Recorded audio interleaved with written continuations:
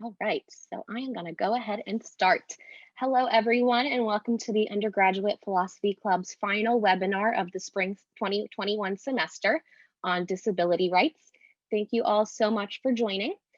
We are so fortunate to have with us graduate students Rachel Levit Ades and Angela Barnes with us today to share their expertise on the topic. If you have any questions throughout the event, please feel free to use the Q&A feature function at the any time during the event, and the panelists will answer your questions at the end. So now I would like to welcome Angela to begin her presentation. All right, thank you. I'm an expert at screen sharing. Which one? This one. Share. All right. How are we doing? Are we seeing it? All right, Yep. Fantastic. Okay, great. So I'm going to be talking to you all a little bit today about the philosophy of disability, specifically how it interacts with well-being. So just a disclaimer, I'm not going to talk very much about the philosophy of well-being because that's a rabbit hole that we could go down, all day. But obviously, this topic, it bumps up against the well-being literature. So if anyone has any questions about that, any clarifications at the end, I'd be happy to say more about it. But so first we're going to start off with just a little bit of background. I'm going to walk you guys through a little bit of how this conversation has been going for the last couple decades. Because if I don't do that, I feel like it would be pretty confusing to see where I'm going to end. So I just wanted to start off with this case that Derek Parfit offers in a paper that he wrote in 1984, because I think that it illustrates really nicely a couple of the issues that we're going to engage with. So this case just goes, a woman suffers from an illness, which means that if she gets pregnant now, her child will suffer from a permanent handicap. If she postpones her pregnancy for a few months until she is recovered, her child will be perfectly normal. So Parfit's main intention with this case is to talk about something called the non-identity problem. We're going to set that aside. It's another, philosophical can of worms.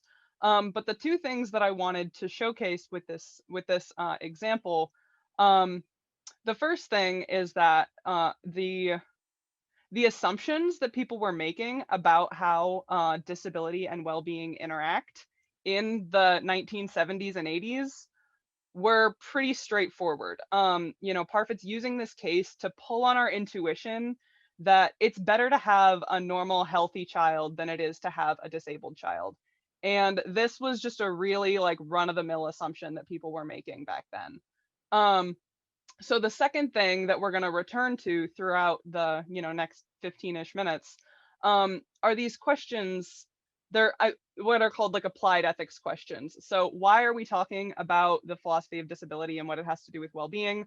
Well, because it informs different kinds of ethical questions that we can ask about what we should be doing and how we should be acting. So we're going to return to this case a few times. But so first, I just want to talk about the standard view, which is the set of assumptions that Derek Parfit was pulling on when he set up this case.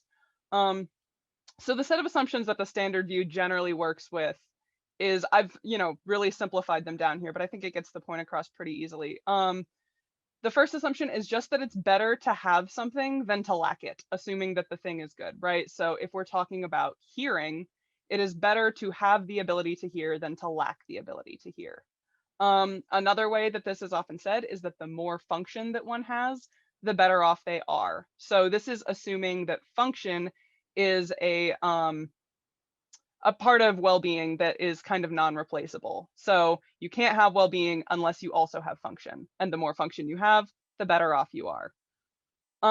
So the way that these things kind of fall together is into this claim that all other things being equal, an inability or a disability is worse than having the ability. So that's just to say that, it is worse for you to be disabled than it is for you not to be disabled. So when I use words like better and worse, I'm talking about in relation specifically to well-being here. So, oh, shoot, there it is. So yeah, the thing I want to turn to, the way that this conversation has kind of progressed is that an obvious claim? Is it obvious that being able to hear is better than being deaf? Is it obvious that being able to see is better than being blind? all other things equal for people in similar circumstances, is it better for them to be able to walk than it is for them to not? So disability scholars over the last about 2 decades have really been pressing on this assumption, mostly by saying that all other things are not equal in these cases. It's hard to have these analogous cases where the only thing that is different is that there is an inability. So one way that people often push on this is to talk about the intrinsic goods that someone can get from having a disability. So this comes from listening to the testimony of disabled people, telling you that being deaf is not just the inability to hear, it is also having access to like a thriving community full of like visual language processing. Our brains work differently when we speak different languages and when we process information differently. So they have this ability that we don't have, and it is an intrinsic part of being deaf and living in a deaf community that they have access to that good. Another example is blind individuals have given testimony that they have the intrinsic good of being able to meet people without judging them based on appearance. So that's something that people that can see don't have access to. So that's just to say that disability has intrinsic goods as well as bads.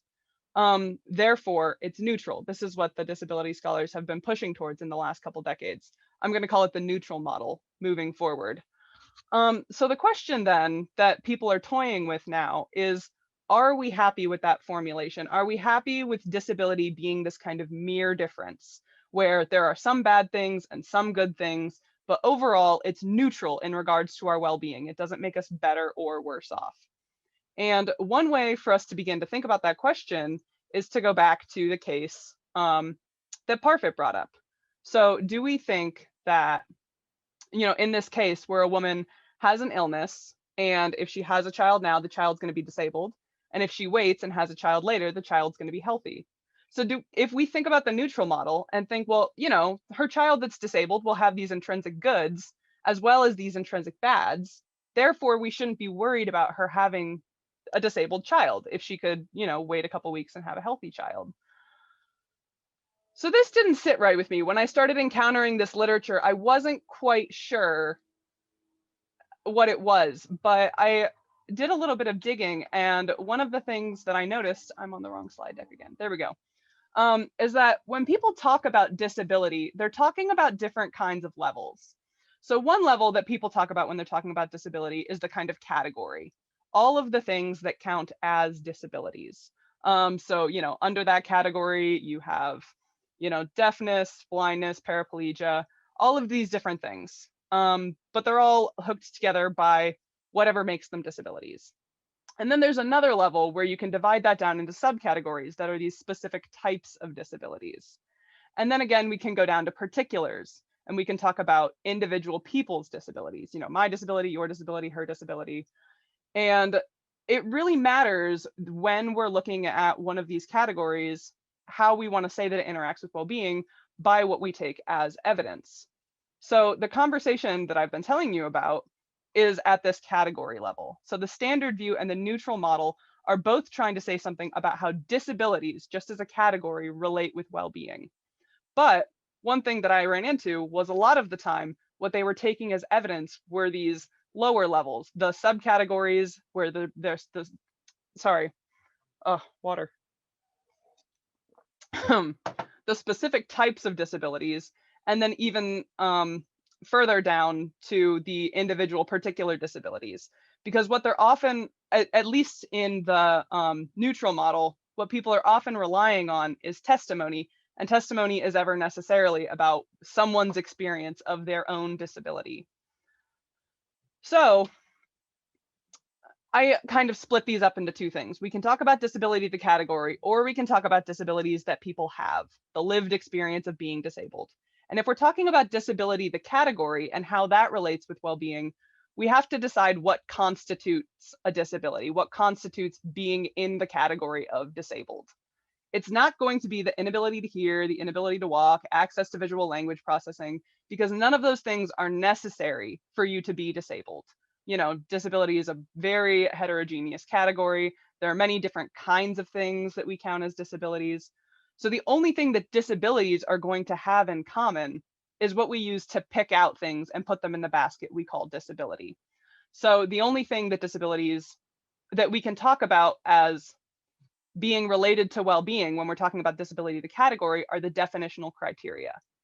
So I just want to mention briefly that the definitional criteria for what is a disability is highly controversial. There are many different ways that people have thought to formulate this, and often people don't agree on whether or not it's a natural category or if it's a social category. So that's to say, if it's a natural category, it might be a disability is all and only those things that reduce your function below typical efficiency.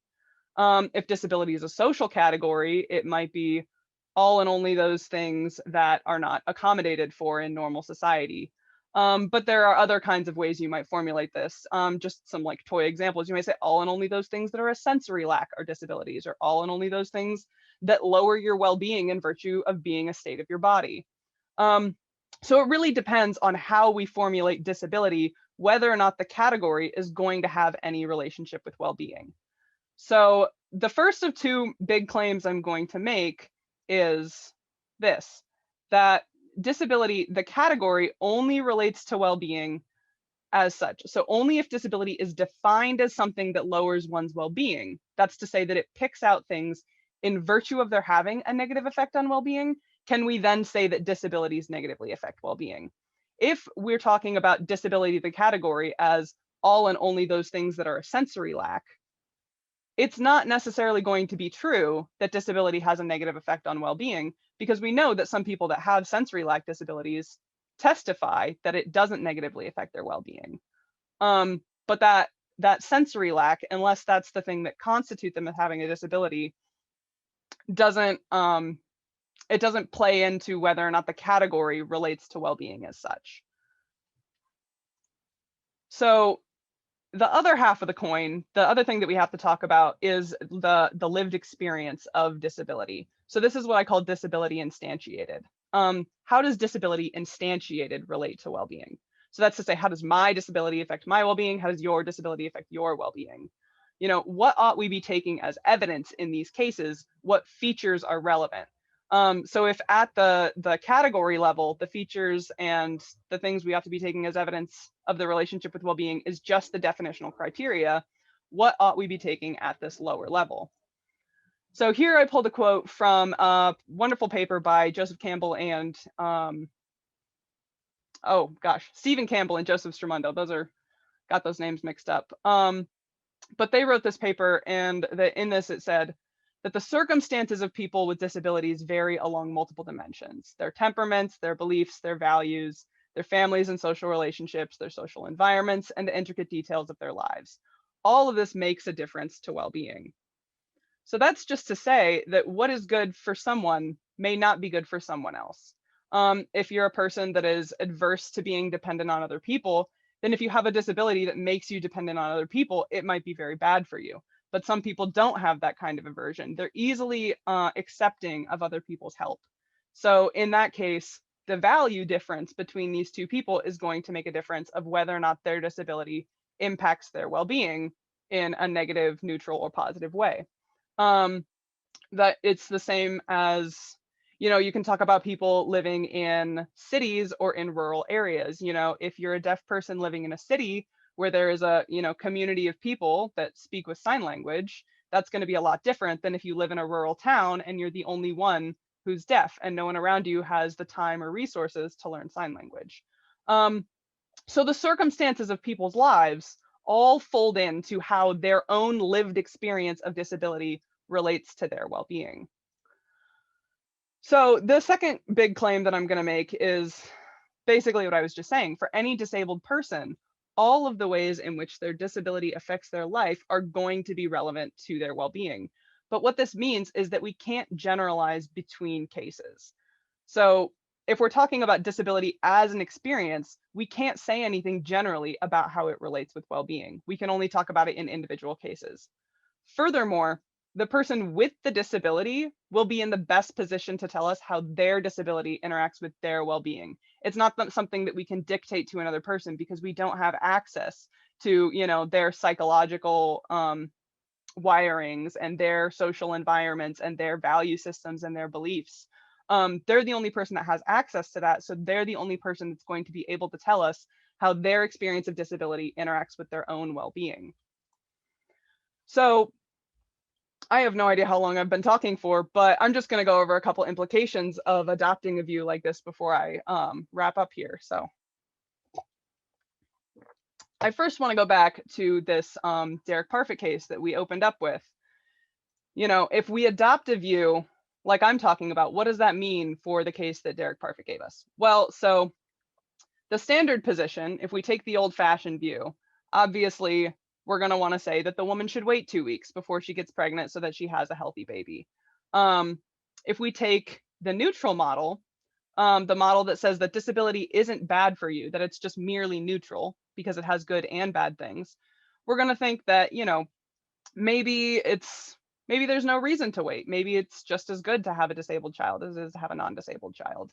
That's to say that that child is going to be just as well off. But if we adopt a view like I'm talking about, this question remains a hard question because we're not going to know if that child's disability is going to be bad for them or not. It might be bad for them depending on how it interacts with their environment and their psychology. But I actually think that this is a feature of the kind of view that I'm defending, not a bug. Because as our medical technologies progress, our questions like this become more complicated. Now we have the ability to do things like pre-implantation genetic diagnosis and gene editing, which means that you can choose whether or not you're going to have a disabled child. People are asking questions like, well, if I have a disability and I want to be able to share a special kind of relationship with my child, am I allowed to choose to have a disabled child? Or if someone doesn't have a disability and they just want to have a disabled child for some reason, how are we going to treat those cases differently? So part of the benefit of the view that I'm developing is that we're going to be able to look at these cases differently. The person that has their own disability and wants to be able to share that experience with their child has some evidence about what that experience is going to be like for their child. They have a similar psychology, they have a similar social environment, they'll be able to teach their child their value system. So they have some evidence about what that's going to be like for their child. But if you have a woman that doesn't have a disability and just wants to have a disabled child, she's taking a risk. She doesn't know how that disability is going to interact with that child's well-being. So this doesn't answer any of these questions. This view that I'm developing doesn't answer any of these questions. But it does allow us to tease apart cases that adopting either the standard view or the neutral model doesn't allow us to tease apart. Because both of those views kind of just give us blanket answers to all of these questions. Either it's fine to have disabled children or it's not. But I think like a lot of questions that involve, uncertainty and our children and the future, taking the hard parts out of those questions sometimes isn't always useful. So yeah, that was all I had. I really have no idea how long I've been talking for, but if anyone has any like clarificatory questions or anything like that, go ahead and let me know. Yes, if you have any questions or comments for Angela, you could use the Q&A feature. Now let's move on to Rachel. Thank you so much, Angela. Okay, I will also be figuring out how to screen share. So bear with me just 1 second. Okay. Angela, are you seeing this slideshow? Yes, we are. Excellent, thank you.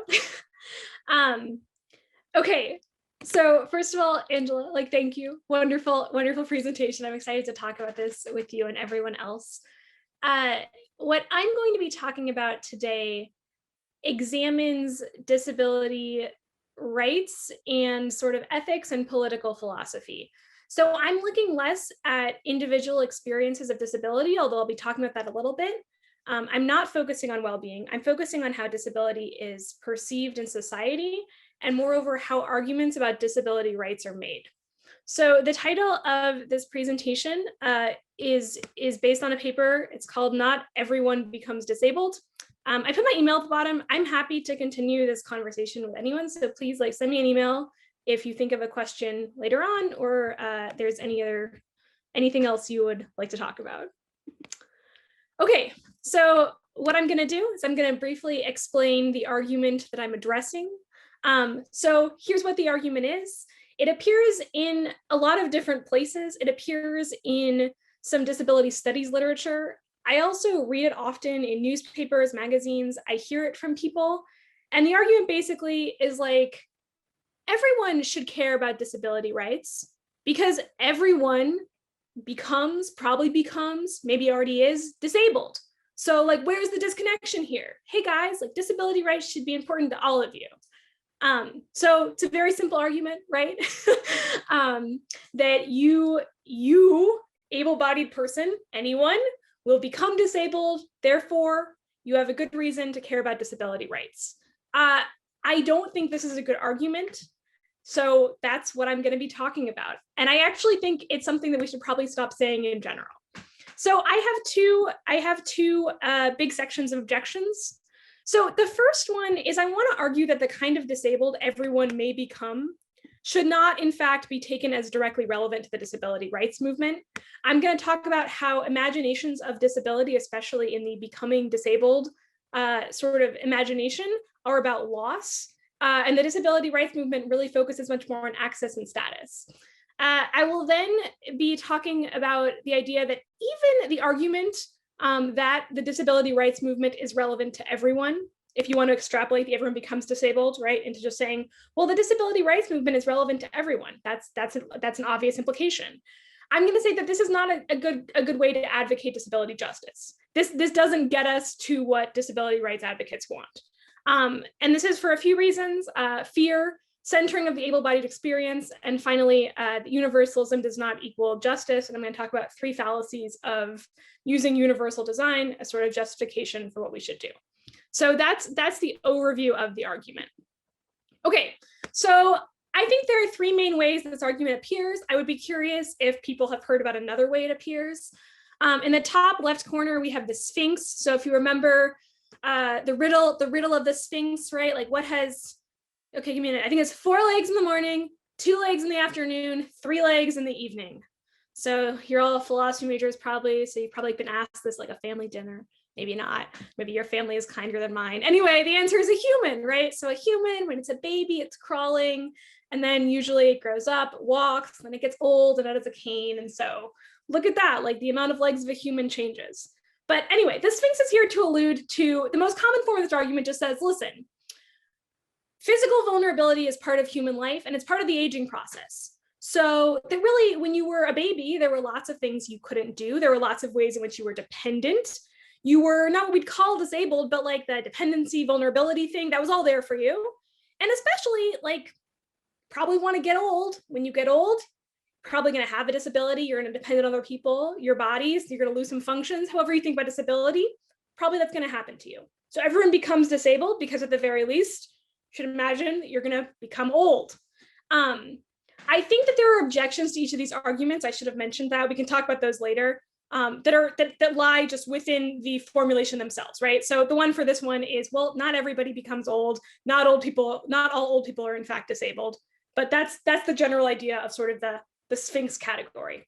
Then on the right, we have a baby. I recently discovered Unsplash. I'm sorry. So I have some kind of weird pictures in this slideshow, but it's the baby's like, oops. So this idea is like disability is always just like an accident or like a misstep away. Like anyone could become disabled at any moment through like a health crisis, through like a car accident, through risky behavior. I've seen this a lot more with people talking about how COVID has alerted us to the presence of disability, right? It turns out that perfectly healthy people can contract COVID-19 and then they become disabled. And so really disability is much closer than we think. So in that sense, also everyone could become disabled. I think of this as sort of being modally close, right? So in a nearby world, there's disabled you. It's only a fact that you like haven't fallen yet. You haven't, had a skydiving accident. You haven't gotten hit by a car. You're not disabled, but you could become disabled. And then at the bottom, we have a woman doing a yoga pose where like her foot's over her head. I can't do this. I would be very impressed if any of you can do this. So this argument, which I really think is awful, is just like, well, everyone's disabled now. You don't have to become disabled. You're already disabled because there are things that you can't do. So like you probably can't do this yoga pose. You probably can't do brain surgery. There are various things that all of us can't do. And so in that sense, like, what is disability really? Because everyone has limitations. So those are the three strands of the ways in which this argument appears, at least as far as I've seen. I would love to discuss this more, like I said. So just to start off, something we can notice about each of those strands is that they all rely on an understanding of disability as loss, an understanding of like, you're able-bodied, but you can become disabled by losing function, by losing abilities, by losing something.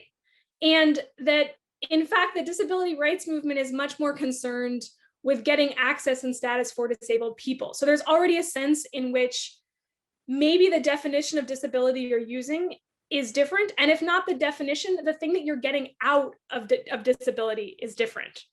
So what I want to say mainly, though, to make this point is that access and status may not actually apply even if you become disabled, or perhaps especially if you imagine yourself becoming disabled. So in terms of access, I want to say that privilege can buy at least some access. So the disability rights movement takes it as imperative that there is, like, buses are accessible, right? Like things are made accessible in the public sphere, whatever that means and in whatever circumstance. But the reality is that access is not actually going to be a need for all disabled people. And especially if you're really privileged, access might not really be a concern. That the ways in which access is going to matter to you are going to depend on your privilege. I also want to say with access that if you imagine becoming disabled, it might lead to prudential considerations, but they're often going to be personal. So it might lead to thinking, wow, I really might become disabled, so I should invest in a single-story house. But it seems like a much bigger leap to say, wow, I might become disabled. I really should make sure that like my city's buses, have like those wheelchair ramp thingies, right? It's a much bigger leap for people to take measures that have to do with what's going to work for everyone, especially if there's a way in which they could solve the problem by just, oh, I should buy a car that a wheelchair could get into. So that's sort of on the access realm. And then when it comes to status, I think that it's also not the case that imagining oneself becoming disabled leads to one supporting the needs of the most marginalized within the disability community. And really, as Angela sort of discussed in her presentation, disability looks really different for different people. So I think there's also an intersectionality concern here. So the picture I have is on the bottom left. There's a Black man who's asleep on like a public bench. We don't even know if he's disabled. That this is not even part of this picture, right? But the way in which this man is socially perceived, especially if he has a disability, is radically different than this picture I have on the right, which is a woman who's white, she's blonde, she's very conventionally attractive, she's in a wheelchair. So they both could be disabled. We can imagine this man has some disability, right? But the way in which they interact with society is going to be radically different. And that imagining oneself becoming disabled, you might imagine yourself more as like the hot blonde girl in the wheelchair. I mean, that's kind of like a lot more fun. And that's going to be a different interaction with the world and a different sense of what sort of thing you think disability rights actually means to you now that you're disabled. Okay. So I want to give just a few more reasons here why I think that the imagining oneself as becoming disabled is not going to be helpful. So I argue first that I don't think it's going to motivate action, because I think that instead of empathy, unfortunately, what happens when people imagine themselves being disabled is fear.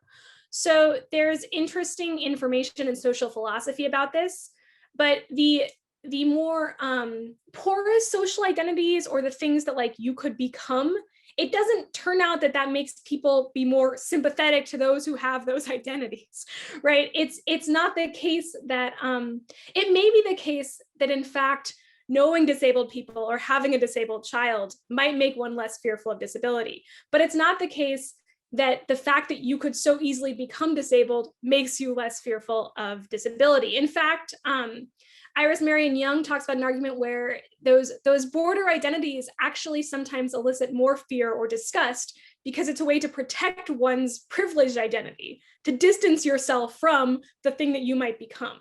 So I don't mean to be super negative about human psychology here. We can certainly discuss this more, but I think often you might become disabled, so care about disability rights is trying to elicit empathy, but that in fact the psychological reaction might instead be distancing and be fear.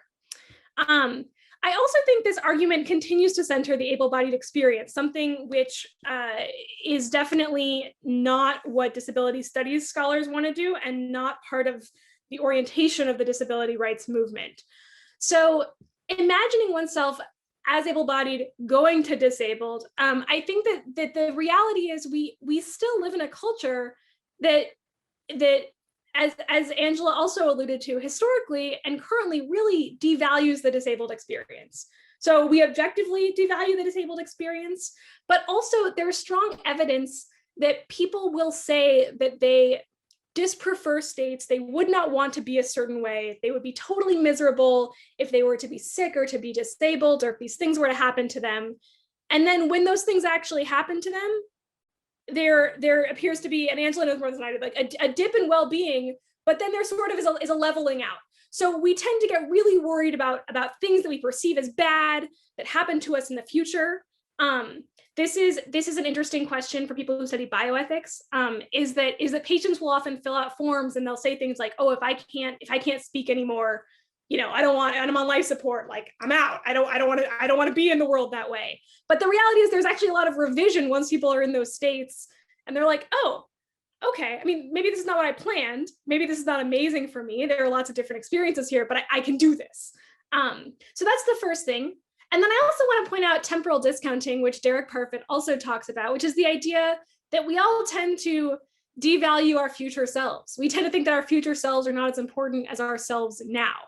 So I think the combination of these factors and the fact that it's all formed around how an able-bodied person experiences the world in an ableist culture means that imagining yourself as being disabled is just this thing where you might say, well, then I'm out. I mean, I don't want to go there imaginatively. It scares me, right? That's the first concern. And then if that actually were to happen to me, this is not a place of like creating flourishing for other people in my community. This is a place that I don't want to be. That's my future self. I don't care about them anyway. And that's a condition that really scares me. Okay, so here's a big argument that I want to make. This is a little bit more of my, like solely my research. So I'm also very curious to hear people's perspectives on this. But I think that there's a way in which the everyone becomes disabled, therefore care about disability rights, turns into disability rights matter to everyone. And that can often get mushed in with, well, then our solution is just universal design. And that's what we have to be going for. And that if we have universal design, it's all going to work out and it's going to be cool. So people here might already know what universal design is. Universal design is a historical concept, like every concept we talk about in philosophy, right? It came into being in sort of the 60s and the 70s. It's having a heyday now. I hope it continues. Universal design is really great. Universal design says, let's design things so that as many people as possible can use them, ideally everyone. So for example, if you think about door handles, right, we're used to like the twisty sort of bulbous door handle. But if you walk around ASU, if you go into recently renovated office buildings and whatnot, you will see that the door handles where you need to use force with your wrist are out. And that instead there are ideally automatic doors or doors that just rely on a push handle. So if you can just push down, those in fact are easier for most people to use. They're easier for children, but they're also easier for people who don't have mobility or strength in their wrists. Maybe they don't have wrists, right? If you can just push something easily with your elbow, that's going to be a lot easier. Even if you have hands, like that's really nice that you're not like twisting the door open. Okay, so this idea is called the curb cut effect. So a curb cut is that thing on the sidewalk where there's like a little ramp. You have Tempe has a bunch. Mesa just put in a bunch. They should be on corners where there's crosswalks. They're created for people with wheelchairs, right? So that they can access sidewalks and they can cross the street. The curb cut effect, however, first the idea that curb cuts work for this picture on the left, person on a bicycle, this person in the middle, someone pushing a stroller, and then this person on the right, a person in a wheelchair. So the curb cut effect is like curb cuts, you know, we made them for disabled people, but turns out like a lot of people are really fans of a curb cut because it kind of sucks if you're pushing a stroller to try to then get that stroller up onto the sidewalk if there's not a little ramp, or a shopping cart, for example, right? It's really nice when there's an incline and you can just easily push it. So I'm worried about arguments that say, you know, disability rights is fine, but if we really think about everyone becoming or being disabled, we just got to shoot for this universal design thing. We got to have more curb cuts, and then it's all going to be cool. That's what we should focus on. So I'm worried that if we provide access, so for disabled people, or pursue universal design because everyone becomes disabled, if that's our reasoning, then we risk justifying universal design the wrong way. And we may in fact further marginalize those who are already vulnerable because of the kind of access they need. So I'm going to explain this. I think that there are three fallacies of using universal design as justification, or thinking that universal design is where this argument leads us, and therefore it's the solution. So the first one is the argument that says, oh, we just need to find the X, the thing that makes this work for all of us. So the idea is that if there is a problem, or when we think about a good or a service and how it's going to be accessed, that the right way to think is, oh, we just need to find the thing that's going to make this work for all of us. So, I mean, that sounds pretty great. The problem with this, though, and the reason I think it's a fallacy, is because you have situations where there are conflicting access needs. And I worry that by trying to find the thing that works for all of us, if there's someone for whom that doesn't work, it ends up just as the thing that works for most of us. And that it then marginalizes the person who had the unique access need possibly in the first place, right? But suddenly their access is more expensive or more complicated. So to the right of this fallacy, I have a picture of an adorable golden retriever dog. This is because people will say, oh, if, for example, we just always allow animals, dogs, pets, guide dogs, whatever, right? I mean, this is going to work for everybody. It's going to work for people who need to use guide dogs. It's for people who want to have their pets there. I mean, this is universal design, right? We just like dogs are welcome. But the problem is you have people who, because of their disability, they're like extremely allergic to dogs. You have conflicting access needs. It's not as easy as just saying we need to find the thing that works for all of us. If there truly is a solution that works for everyone, I mean, that sounds kind of great, but it's a fallacy to think that that should be the justification for the kind of access you're providing. The second fallacy I consider is justifying access by saying X isn't just good for disabled people, it's good for everyone. So the reason that I worry about this is because it also does not work. So here's the causal chain that I'm worried about. Is something is created by for disabled people, turns out it works for everyone. That's like the dream come true. Like it's a superior technology. But what I have here on the far right is a picture of a drink with a plastic straw. So people will probably be familiar with at least some part of this controversy, right? But when California and other states started banning plastic straws, there was a big uprising from some folks in the disability community who said, hey, we really actually need these plastic straws. And the sideways glances, the stigma, and the unavailability of these straws is making it so that like we can't actually just like be at a coffee shop with a friend and enjoy a drink. Interestingly enough, plastic bendy straws were originally created for a child. They were first used in a hospital. So it's this idea of like something has been created for vulnerable people, a vulnerable population, people with disabilities, perhaps. Then it's good for everyone. I mean, I think plastic straws definitely had like their heyday. Everyone was like, this is amazing, right? It's the thing to do. But that what happens when that technology then becomes disliked or there's something negative about it is that the good for everyone, the justification is no longer based on the needs of the people who needed the technology in the first place. It's based on everyone's using it and now we have to cut it out. And the problem is that again leads the people who really needed it in the first place and were the reason it was created, it leaves them stranded. The third fallacy is the idea of X was created for disabled people, but now it helps all of us. So that part is similar to the second one. But this one then states X is the ultimate solution. Like it is the be all end all, like we are done on this issue.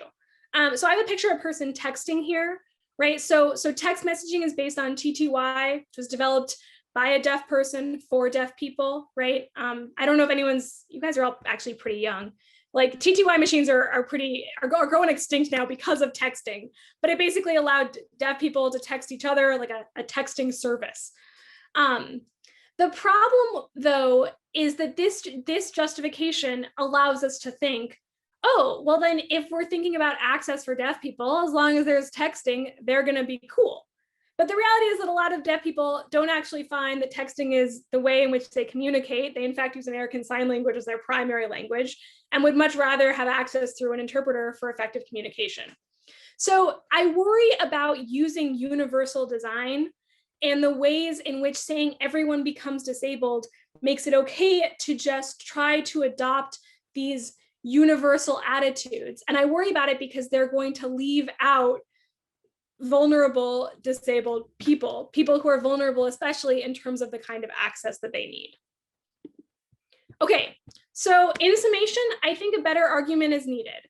I actually want to cut out so if you remember in the beginning, I was saying that our argument was everyone is disabled, therefore we should care about disability rights. Everyone becomes disabled, therefore disability rights should be something that you deal with, that's relevant to you. And I think that focusing on the relevancy of disability rights to you is just not a good way to make an ethical argument. Ethics should not be based on what is prudential for you, what's possible for you. Ethics is about how we treat each other. And when we think about political philosophy and the kind of structures and rules and laws that we want, it has to do with what we actually think is fair and what we actually think is equitable. So my idea is, it's painful because it's really nice if we had this like beautiful empathetic argument. People were like, oh man, I might become disabled. I really should care about this. But that in fact, I think we're better off just focusing on the second part of that statement, which is therefore care about disability rights. We need a better way to justify that. That's not based on the potential experience of any given individual, but that in fact justifies disability rights on the grounds of fairness, equality, whatever sort of substantive moral concept you think can do the most work here. So that's where I'm going to leave it. Awesome. Thank you so much, Rachel. Before we jump into the Q&A portion, just a reminder to please put your questions and comments for the panelists in the Q&A function. But I wanted to give the panelists some time if you guys wanted to address anything that you guys said in your presentations. If you guys wanted to present any counter arguments that might make the discussion a little bit more interesting, I'm going to give you time if you guys want that. If not, just let me know and we can dive right into the Q&A.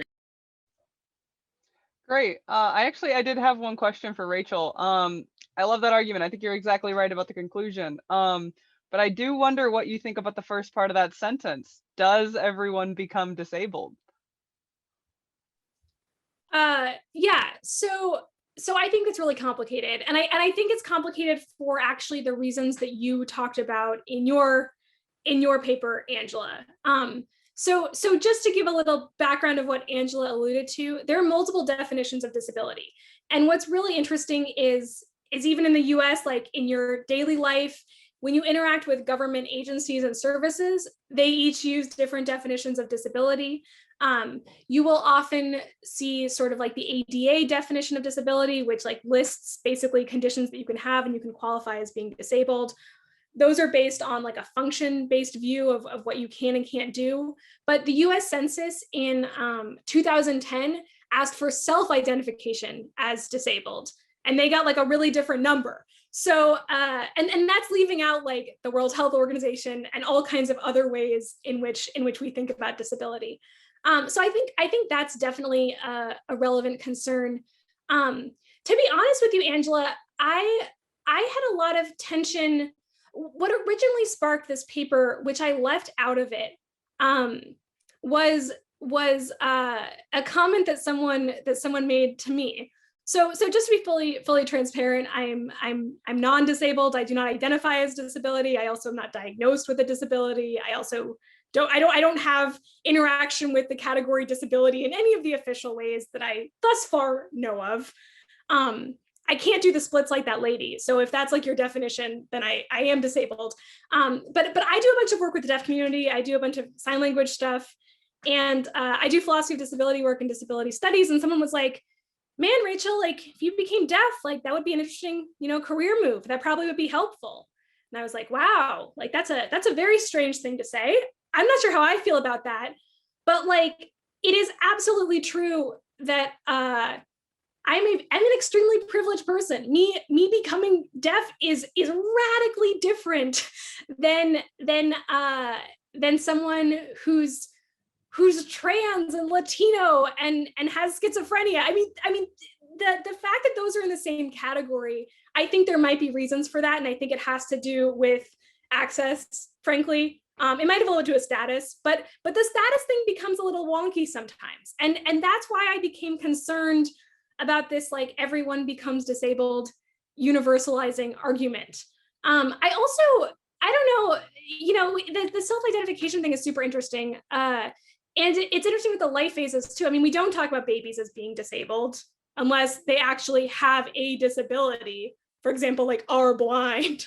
And then, my grandfather at the end of his life, like used a wheelchair and had like the handicap placard, but absolutely would not have said that he was disabled. It did not feel affinity towards people with other disabilities, let alone like other people in wheelchairs. And so I think that there is a lot of nuance in that category and in the kind of work we want that category to do in political philosophy. And that's why I think it's better off just focusing on what's actually necessary. Is it access for bodies that are stigmatized? Is it access for everyone to particular goods? Is it equal social status for everyone, regardless of how their body works or what they can and can't do? Like my work tends to focus more on like, what are we trying to get out of this?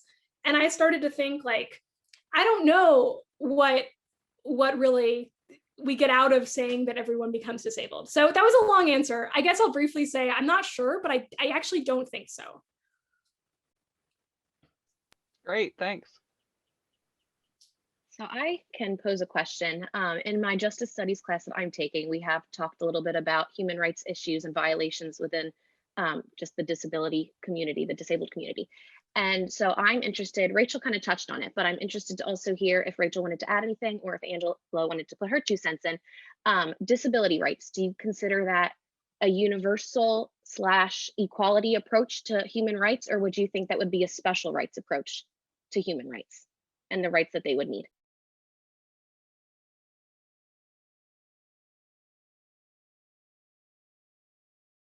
Angela, you can go for it if you'd like to. I have very little background with the distinction between human rights and special rights, but I think it depends on a lot of what Rachel was just talking about. If we're talking about access for certain kinds of bodies, or if we're talking about all kinds of bodies to have access to certain things. Because if the question is like, well, should I be able to get Chinese food when the only Chinese place in my town has 2 stairs in front of it and I'm in a wheelchair? That doesn't seem like a human rights issue. It seems like a special rights issue to me. But again, I don't have a lot of familiarity with the distinction here. So I think Rachel better take this one. I mean, I think it depends on, and this is so. I think sometimes justice studies is better at like everyone gets on board with normative claims than they do in philosophy, because we just love to debate this stuff. But I think it depends on what you think human rights are. And I think a lot about Martha Nussbaum's work with capabilities. And so if you think that some list of like capabilities is included in human rights, then you're going to get disability rights coming out of that, because you want to make sure that people with disabilities are able to access particular capabilities. I also think that even like a very basic view of human rights, I mean, I would think like would hopefully say things that like individuals shouldn't be confined to their homes or institutionalized without their consent and things like that. And so I think you certainly will get some rights for disabled people, rights that have been denied because of disability, out of an understanding of human rights. But yeah, I think it would depend first on what your, or like on what a theorist's distinction is between human rights and special rights. And then you would want to think about, okay, starting with the human rights category, is that going to get us to all of the disability rights that I want to be talking about? Great, thank you. So while it seems like we kind of have people slowly, hopefully, asking questions, so while we are, hopefully they're getting their wheels turning. Tim, if you wanted to ask any questions, that would... Sure, yeah. So I had a question for Angela. When it came to the idea that a disabled mother giving birth to a disabled child should be given more weight than a mother who is not disabled giving birth to a disabled child, why exactly should we give more weight to the disabled mother when it's not necessarily certain or even really justified to believe that just because the mother and the child share some genetics, they'll feel the same way? We have cases of people whose mothers are, my mother's in law and I just happen to be interested in law. My father was in sales. I don't have any particular belief that I want to go into sales. Parents and children can have very different desires, very different goals, very different feelings on whether or not, being disabled is a big thing. So I guess my question is, why does it matter if the mother has a disability that gives her more weight in making a determination for her child? Yeah, that's a great question. I think you bring up a really, really relevant point, which is that no matter how similar we assume that parents are going to be to their children, there is some amount of risk involved here. So the reason that I brought up this case at the end about the disabled mother and the non-disabled mother is because what we can say is that the disabled mother has more information to go off of than the non-disabled mother does. So she has some idea of how she's come to live with her disability, of the value she finds in it. And one of the things that we take parents' jobs to be is to teach their children their values and what they should be doing in the world and how they should be interacting with it. So I think if you have like a woman that has come to find her disability to be a beneficial part of her life, she has a much better chance of teaching her child that experience than a non-disabled mother does. So I think you're exactly right that it doesn't eliminate risk here. And that's kind of one of the main things that I was trying to get at, is that there is always going to be this inherent level of risk here because we can't generalize between cases. But you're exactly right to push on the fact that there is still risk, even in these most similar cases where you have the same disability that your child's going to have, and you come from a whole family of lawyers, and it's like really in your genetics to be a lawyer. But yeah, no, I think you're exactly right. It's just that she's going to have more information to go off of than the other to estimate what that experience is going to be like. Yeah. Yeah, thank you. Thanks for the question. Quick follow-up though, would you give, let's say it's a disabled mother, but it's a fully able-bodied father, what right do you give, or what discussion, or like how do you distinguish who gets to make a decision at that point? Oh boy. Well, so rights are a whole other question. What people should have the right to do is a really different question than what they should do. Um, and I guess that also depends on what decision you're referring to. If the decision is whether or not you choose to have a disabled child, I think that, these things they're really tricky issues, but they're not issues that non-disabled people don't run into.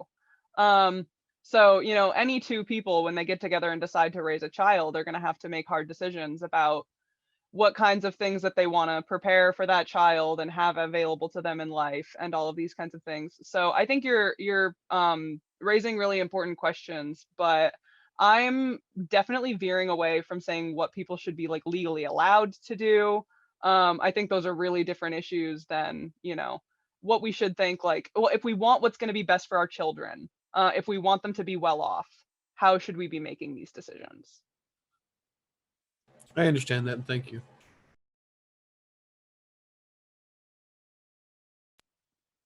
It looks like we got a question, Tim, in the function. Yes, this is actually for Rachel. It says, one of the concerns you have about pursuing the universal design model is that the assumption that we can find some X that will work for everyone is a mistaken assumption. You gave the example of how simply making dogs welcome in public spaces may work for most, but it will not work for those with allergies. How do you recommend that we think about these kinds of conflicts between different needs? And that's from Cheshire Calhoun. Oh boy.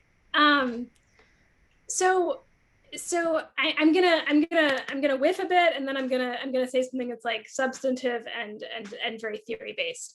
The whiffing is that just this is perhaps of interest to philosophers in general, and especially folks who are interested in philosophy and law, like Tim, is that the ADA is this really interesting law because it really tries to be pragmatic, and it has this thing where it really wants to ensure civil rights for disabled people, and it wants and has been successful-ish to not have a backlash or like allegations of special treatment on behalf of disabled people.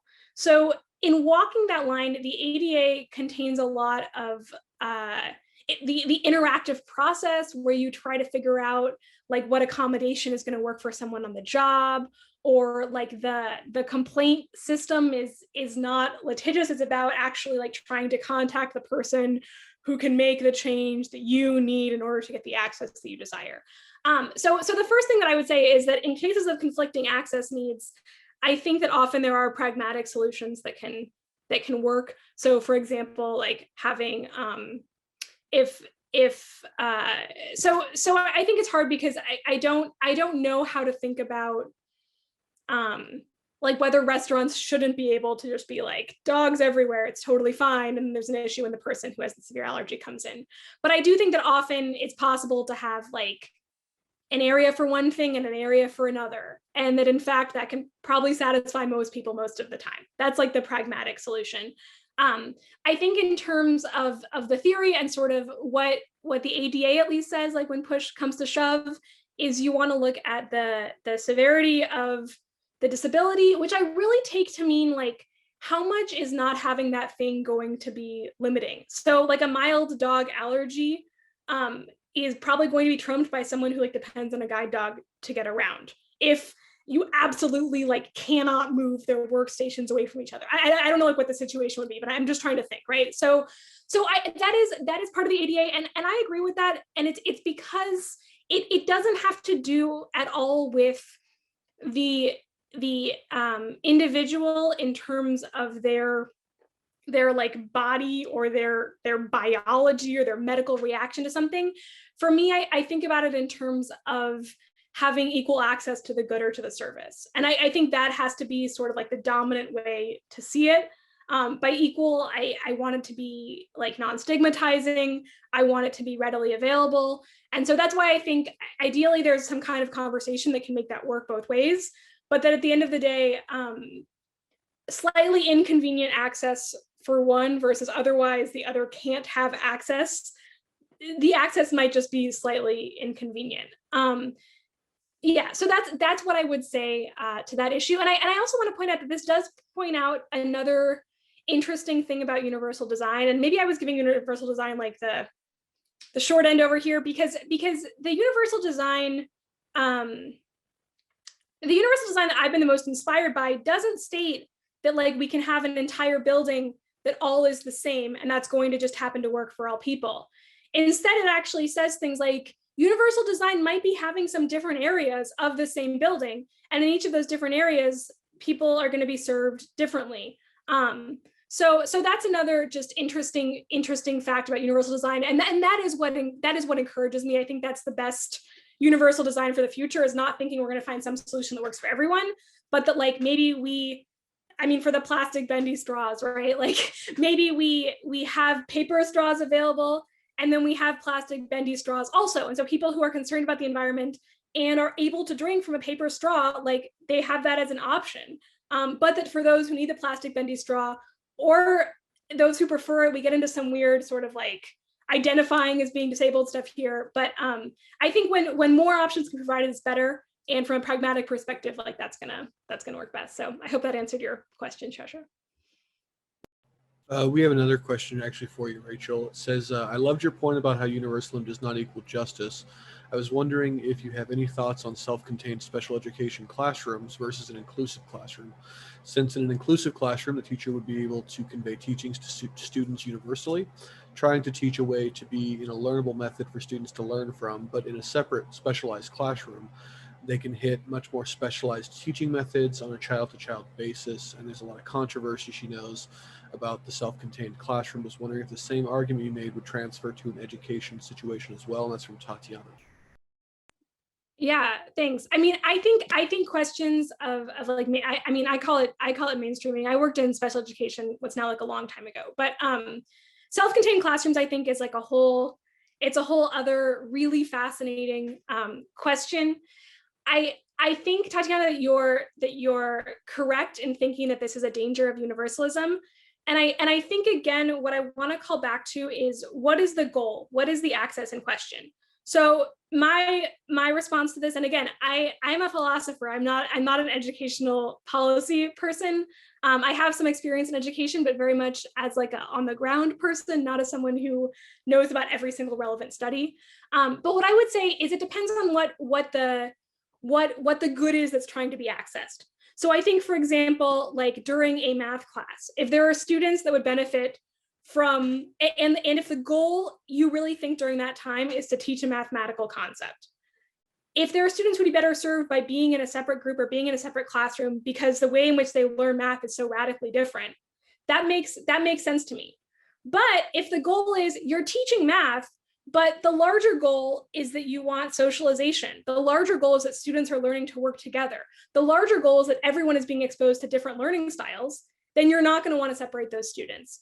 So that's what I'll say about that off the bat. I think it's really hard because there are two complicated and different things that happened with specialized education in this country. One was that it was like a time of flourishing for deaf culture and sort of allowed these communities to flourish. The other was that special education right now, continuing and historically, has had like some really racist implications and racist history. And so I think we haven't hit on how to do this right. I actually don't even like the phrase special education, but I think that there are reasons to be concerned about just thinking that universal education can work for everyone.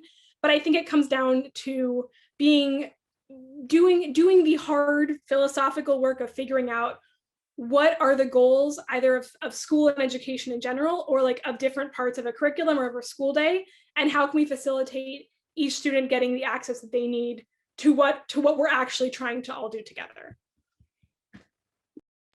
Thank you so much.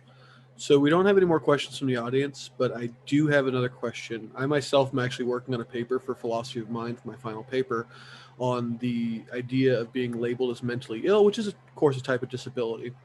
I'd like to hear both here. You both have very interesting ideas of disability and how we can approach things. Do either of you believe, like I do, that a person in the absence of harming another should have to self-identify with suffering because of the stigma attached to being mentally ill.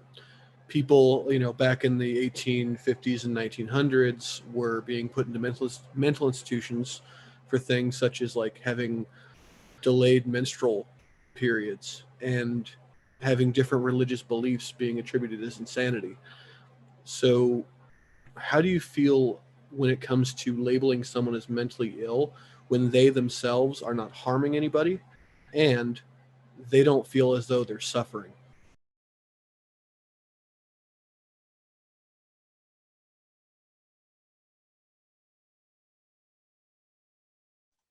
Do you want to start, Rachel? I'm organizing my thoughts. I guess so. The first thing that I would say in response to that is that I know that for a lot of people, being labeled as having some mental diagnosis actually makes them worse off. Like, I've a number of like psychologist friends that talk to me about how they're really hesitant to give people diagnoses because once you give people diagnoses, they start living out their diagnoses. And I I'm not I guess I'm not totally sure what you mean about someone not identifying with suffering. I'm trying to figure out what you mean by that. Could you say a little more? Yeah, so let's say someone has, OCD, right? They have to do the flipping of the switches 5 or 6 times. They have to wash their hands 5 or 6 times. They have this patternistic thing they have to do. Someone outside might see that and be like, "Oh, wow, they're losing all this time. They're suffering from this disorder." But the person who's doing these things doesn't have a problem with it. They don't seem to be suffering in any way, according to themselves. But an outside observer and a psychiatrist is going to see these things and be like, "Okay, well, that's definitely, OCD," and is going to want to label them, at least in my, like, from what I've experienced as someone who's been ADHD, that they're going to be labeled as having an illness. So the person itself seems like they should have to acknowledge that, hey, I'm suffering from something, I need help. Yeah, so I think there's two really interesting things to say in response to that. And one is that, even if we like give someone the label of having like OCD or ADHD, we're not telling them that they're suffering. We're telling them that they have abnormal psychology, right? So I mean, this is one of the things that's really important to tease apart these kinds of questions that I'm thinking about with like disability and well-being, right?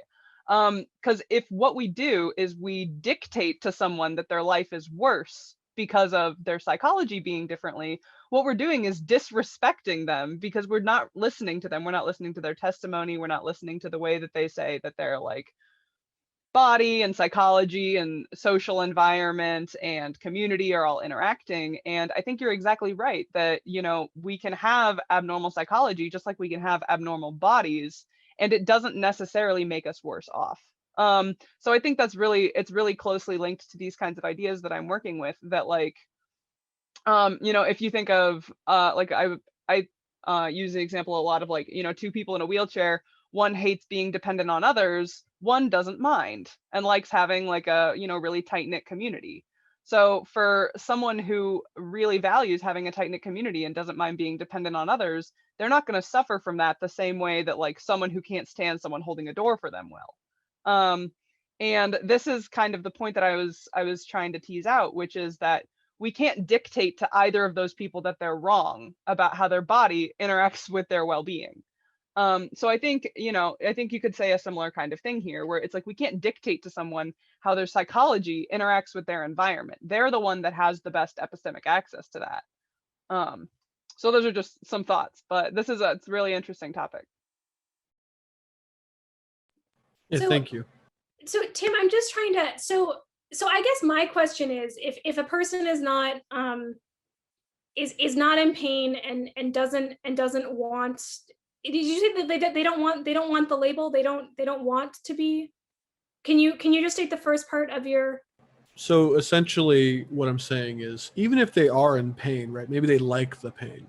Okay. So they're not suffering, they don't have like the qualia of suffering, but they're not. I'm not against labeling someone as like mentally ill if they're harming others, right? Because there's obviously a problem with that. But they're not harming others. They don't they don't acknowledge like this is bad. This is wrong for me to have. But labeling them as mentally ill attaches with it a lot of times a stigma. So Right. being labeled as ADHD attaches with the stigma. So does OCD and other disorders as well.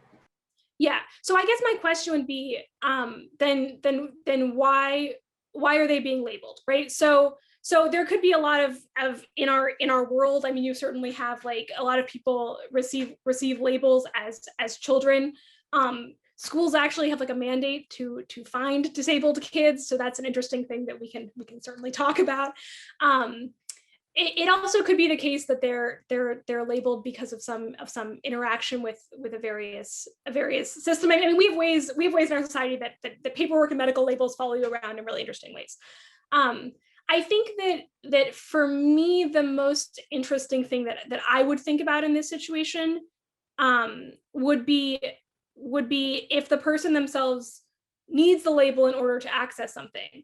So for example, in order to access basically like accommodation services, access a certain community. And I think then you have an interesting tension, because it might be the case that the label is something that has like these really negative consequences in one way, but is in fact necessary for them to get something. That's I don't want to put words in your mouth though. So if you were imagining another scenario, I'm happy to talk about that. But I think the real tension you're gonna have, or the most interesting sort of ethical question, is going to be, well, what if the label is necessary for other reasons of fairness or of distribution or something like that, but the person doesn't want it. And we can talk about that if you want to. But if there's something else you're thinking of with this, I mean, I would just be inclined to say that in most other situations, like it's probably wrong or bad or like not appropriate for someone to label in a way that a person doesn't want, and that's over and done. I think just what I'm imagining is like the ethical tension would come when there might be reasons for adopting the label or identifying oneself with a category to gain one thing, but there's like a really high cost. Yeah, so I actually am talking about like the benefits as well of being labeled, even though there is some obviously negative connotations as well. But it seems to me, at least, that someone should have to identify with the need for that accommodation. For instance, I have ADHD. I don't go to sales and ask for additional time on my exams because I don't want it, right? I think the health services knows I have ADHD, but I don't ask for any accommodations at all. And so it just seems like even if there is an important distinction of accessing certain parameters and certain like accommodations, it should still have to come from a self-identification standpoint if they're not hurting anyone else.